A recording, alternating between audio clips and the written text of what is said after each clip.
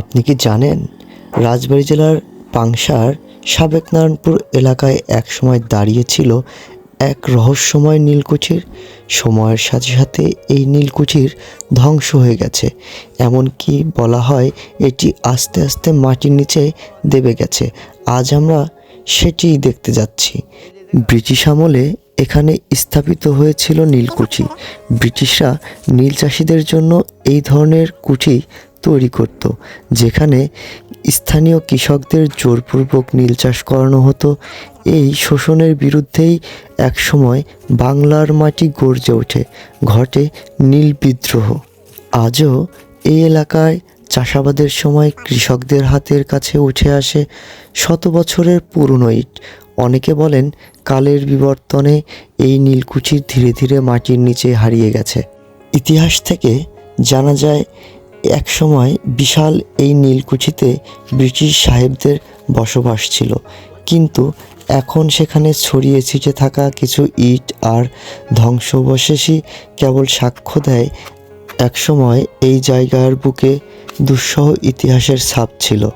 নীলকুঠির অস্তিত্ব হয়তো আজ বিলীন, কিন্তু তার স্মৃতি আজও লুকিয়ে আছে এই মাটির গভীরে।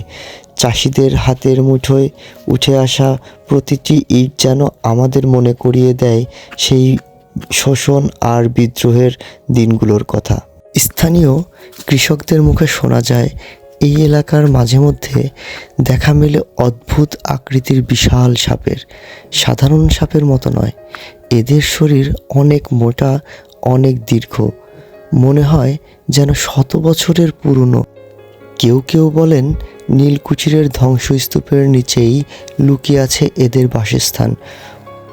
বয়স্ক গ্রামবাসীদের মতে এই সাপগুলো নীলকুঠির অতীতের সাথে কোনো না কোনোভাবে জড়িত। হয়তো এটি প্রকৃতির প্রতিশোধ, অথবা শুধুই ইতিহাসের এক অংশ যা সময়ের সাথে সাথে রহস্য হয়ে উঠেছে।